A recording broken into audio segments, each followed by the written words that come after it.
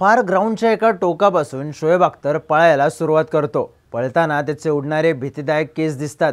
शेवटचा कधी हसला होता असा प्रश्न पडणारा रागीट चेहरा दिसतो आणि याच अवतारात त्याच्या हातातून गोळी सुटावी अशा वेगाने बॉल सुटतो।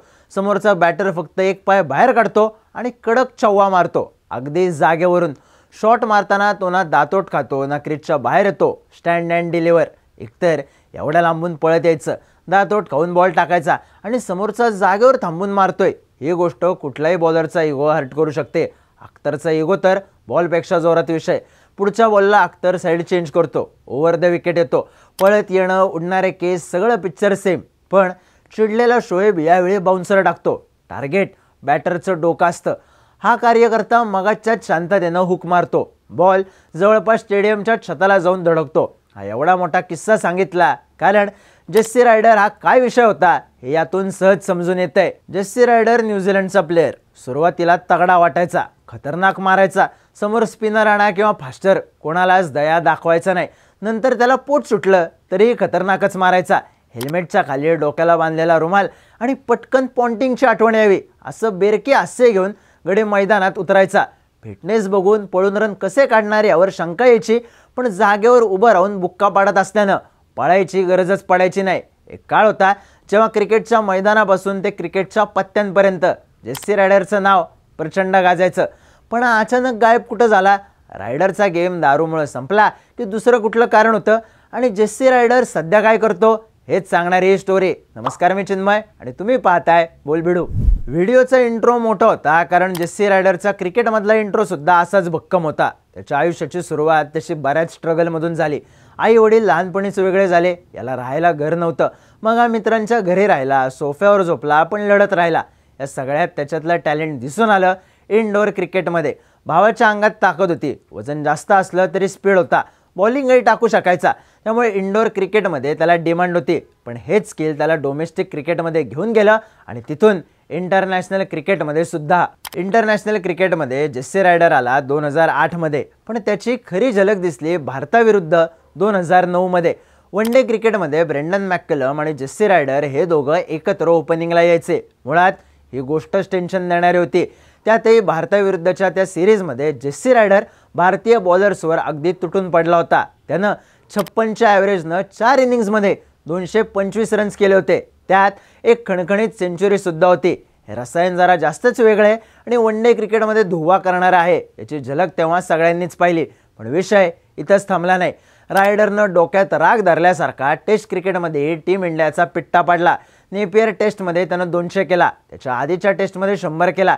चेष्टे जेस्सी रायडर मोठे स्कोर लावून जात होता। वेस्ट इंडिजच्या विरुद्धही त्यानं अशीच बॅटिंग केली, तेव्हाही खोऱ्यानं रन्स केले। टेस्ट क्रिकेटमध्ये अफाट सातत्य होतं आणि वन डे क्रिकेटमध्ये आक्रमकता। शांत संयमी वाटणारी न्यूझीलंडची टीम मॅककलम आणि रायडरला ओपनिंगला पाठवायची आणि तो डायलॉग आठवायचा, अतापी और वतापी दो दैत्यभाई थे। मॅककलम समोर डेल्स्टेन आला तरी क्रीजच्या बाहेर येऊन मारायचा, तर रायडर क्रीजमध्ये थांबून कष्ट कमी परिणाम जास्त। तो फक्त न्यूझीलंडच्या पिचेसवर चालायचा अशी गत नव्हती, स्लो पिचेसवर सुद्धा त्याची ताकद काम करायची। भारतात येऊन सेंचुरी मारणं त्यानं जमवलं। 11च्या वर्ल्ड कपला साऊथ आफ्रिकेविरुद्धची मॅच न्यूझीलंडला काढून दिली। थोडक्यात गणित अगदी परफेक्ट लागलं होतं। त्यात जेस्सी रायडर बॉलिंग सुद्धा करायचा, फार भेदक नव्हता, पण गरजेपुरती विकेट हमखास काढून द्यायचा। लोक म्हणायला लागले जेस्सी रायडरचं फ्युचर ब्राईट आहे, तो जागतिक क्रिकेटमधलं पुढचं मोठं नाव होऊ शकतो। पण तसं झालं नाही। रायडरला सुरुवातीपासून एक प्रॉब्लेम होता, दारू आणि शिस्त। वय कमी असताना आई वडिलांशिवाय राहताना त्याला दारू पिण्याची सवय लागली। त्यातून शिस्त आणि रायडर यांचा कधी विषय आलाच नाही। तो ग्राउंडवर जितका डेंजर खेळायचा तितकाच डेंजर ग्राउंडच्या बाहेर वागायचा। आपल्या पहिल्याच सिरीज वेळी त्याच्या हाताला इंजुरी झाली। कारण काय होतं तर टीमनं मॅच जिंकल्याच्या आनंदात साहेब बारमध्ये गेले आणि बाथरूमचं दार जबरदस्तीनं उघडायच्या नादात हाताला दुखापत झाली। मग अशा गोष्टी एकदा नाही अनेकदा होत गेल्या। कधी त्याला टीम मीटिंग दारूमुळे मिस केल्यामुळे टीका सहन करावी लागली, कधी तो दारूच्या नशेत ग्राउंडवर उतरल्याचं बोललं गेलं। विषय फक्त दारूवर थांबला नाही। गडी चिडला की तोडफोड करायचा, कोचनं समजवायचा प्रयत्न केला तर त्यालाही नडायचा। या सगळ्याचं प्रेशर त्याच्यावरच वाढलं आणि त्यानं क्रिकेटमधून ब्रेक घेण्याचं ठरवलं। 2012 मध्ये साऊथ आफ्रिकेविरुद्ध सलग 2 मॅचेसमध्ये अपयश आल्यानंतर त्यानं हा ब्रेक घेतला, पण क्रिकेटपासून फार लांब राहिला नाही। डोमेस्टिक क्रिकेट खेळत राहिला. पण 2013च्या मार्च महिन्यात न्यूझीलंडच्या ख्राईस्टचर्च इथल्या बारमध्ये त्याला मारहाण झाली. मारहाण इतकी डेंजर होती की जेस्सी रायडर कोमामध्ये गेला. आजारपण गंभीर होतं. तो पुन्हा क्रिकेट खेळेल याची शक्यता संपल्यात जमा होती. पण तरी तो पुन्हा उभा राहिला, मैदानात उतरला आणि 2013च्या अगदी शेवटी न्यूझीलंडनं त्याला एक संधी द्यायचं ठरवलं. वेस्ट इंडिज विरुद्ध त्यानं कमबॅक केलं आणि त्या मॅचला 0वर आऊट झाला. कोमातून बाहेर पडला असला तरी क्रिकेटमध्ये रायडर संपला असं ज्यांना ज्यांना वाटलं त्या सगळ्यांचं तोंड त्यानं पुढच्याच मॅचला गप केलं. कारण या वाच्यानं त्या मॅचला 46 बॉलमध्ये सेंचुरी केली. निव्वळ तोडफोड इनिंग. सुलतानच्या सलमान खान सारखा सीन. पावसामुळे ती मॅच 21 ओव्हरची होती, पण त्यातही रायडरनं कहर केला. कोरी अँडरसननं त्याच मॅचला 36 बॉलमध्ये सेंचुरी करून रेकॉर्ड मोडलं. पण रायडरनं जुनी ताकद अजूनही असल्याचं दाखवलं होतं. पण त्या सेंचुरीनंतर त्याला वनडेमध्ये फार चमक दाखवता आली नाही. अर्थात त्यानं प्रयत्न केले पण गणित लागलं नाही. पण टेस्ट क्रिकेटमध्ये त्याला टीम इंडिया विरुद्ध संधी मिळाली होती.